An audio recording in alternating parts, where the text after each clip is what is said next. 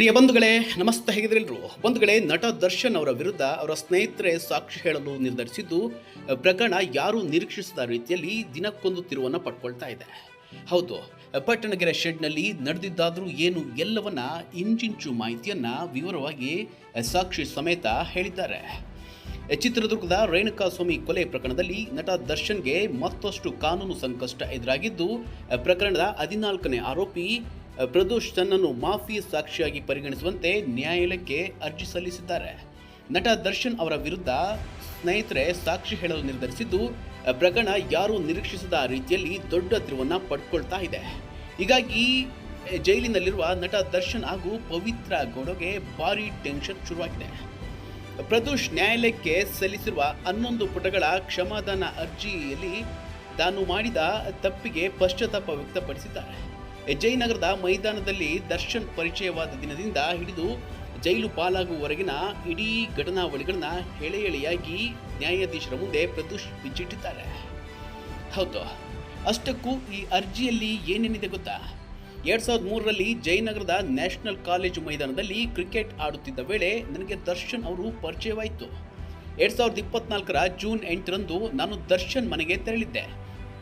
ಅಲ್ಲಿಂದ ನನ್ನನ್ನು Darshan Stony broke ರೆಸ್ಟೋರೆಂಟ್ಗೆ ಕರೆದುಕೊಂಡು ಹೋದರು. ಮಧ್ಯಾಹ್ನ 3 ಗಂಟೆಗೆ ಪವನ್ ರೆಸ್ಟೋರೆಂಟ್ಗೆ ಬಂದು ದರ್ಶನ್ಗೆ ಮೊಬೈಲ್ನಲ್ಲಿ ಏನೋ ತೋರಿಸಿದ್ದ. ಅದನ್ನು ನೋಡಿ ಕೋಪಗೊಂಡ ದರ್ಶನ್ ತಕ್ಷಣವೇ ಪವಿತ್ರ ಗೌಡಗೆ ಕರೆ ಮಾಡಿ ಮಾತನಾಡಿದ್ರು.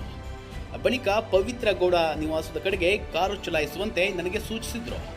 ಸಂಜೆ 4:30ಕ್ಕೆ ಪವಿತ್ರ ಗೌಡ ನಿವಾಸಕ್ಕೆ ತಲುಪಿದ ದರ್ಶನ್ ಹಾಗೂ ಪವಿತ್ರ ಒಂದೇ ಕಾರ್ನಲ್ಲಿ RR ನಗರದ ಪಟ್ಟಣಗೆರೆ ಶೆಡ್ಗೆ ತಲುಪಿದ್ರು. ಶೆಡ್ಗೆ ಪ್ರವೇಶಿಸಿದಾಗ 30 ವರ್ಷದ ರೇಣುಕಾಸ್ವಾಮಿ ತಲೆಬಾಗಿಸಿಕೊಂಡು ನಿಂತಿದ್ದ. ಆತನ ಸುತ್ತ ರಾಘವೇಂದ್ರ, ಪವನ್, ನಾಗರಾಜ್ ಮತ್ತು ನಂದೀಶ್ ಇದ್ರು. ನನ್ನ ಪವಿತ್ರಗೆ ಅಶ್ಲೀಲ ಮೆಸೇಜ್ ಕಳಿಸ್ತೀಯಾ ಎಂದು ಅವ್ಯಾಜ ಶಬ್ದಗಳಿಂದ ನಿಂದಿಸಿದ ದರ್ಶನ್ ರೇಣುಕಾಸ್ವಾಮಿಗೆ ಹೊಡೆದೇ ಬಿಟ್ರು. ನಂತರ ದರ್ಶನ್ ಸೂಚಿಸಿದಂತೆ ಪವಿತ್ರ ಗೌಡ ಕೂಡ ಚಪ್ಪಲಿಯಿಂದ ಹೊಡೆಯಲು ಶುರು ಮಾಡಿದ್ರು. ರೇಣುಕಾಸ್ವಾಮಿಯ ಬಟ್ಟೆ ಬಿಚ್ಚಿ ಹೊಳ ಉಡುಪಿನಲ್ಲಿ ನಿಲ್ಲಿಸಲಾಗಿತ್ತು.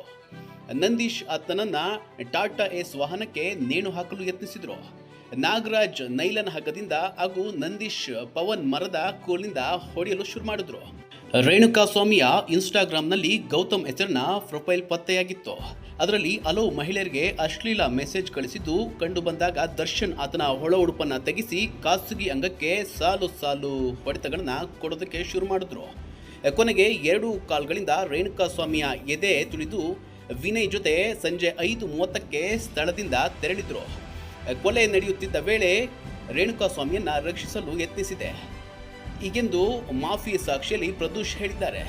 ಅಲ್ಲೇ ನಿಲ್ಲಿಸುವಂತೆ ಸಹ ಆರೋಪಿಗೆ ನಾನು ಮನವಿ ಮಾಡಿದ್ರು, ಅವರು ಕೇಳಲೇ ಇಲ್ಲ. ಈ ರೀತಿಯಾಗಿ ಮಾಫಿ ಸಾಕ್ಷಿಯಲ್ಲಿ ಇಂಚಿಂಚು ವಿವರವನ್ನ ಬಹಿರಂಗಪಡಿಸಿದ್ದಾರೆ. ದರ್ಶನ್ ಅಭಿಮಾನಿಗಳು ದರ್ಶನ್ ಬಿಡುಗಡೆಗಾಗಿ ಕಾಯ್ತಾ ಇದ್ರೆ, ಆತನ ಸ್ನೇಹಿತರೆ ಅವನ ವಿರುದ್ಧ ಸಾಕ್ಷಿಗಳನ್ನ ಹೇಳ್ತಾ ಇದ್ದಾರೆ. ಒಟ್ಟಲ್ಲಿ ದರ್ಶನ್ಗೆ ಜೈಲೋ ಬೇಲೋ ಮುಂದಿನ ದಿನಗಳಲ್ಲಿ ಕಾದು ನೋಡಬೇಕಾಗಿದೆ ಬಂಧುಗಳೇ.